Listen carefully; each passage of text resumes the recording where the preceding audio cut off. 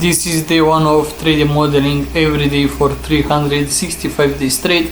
Today I've made this little jewelry box with a print in place hinge and a slot in the top lid for a better compartmentation.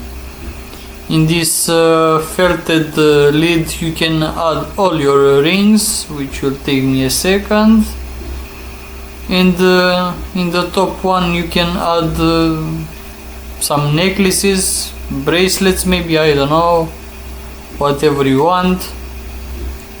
And using this divider you can close the compartment, something like this, and this way you have your rings separated from your bracelets.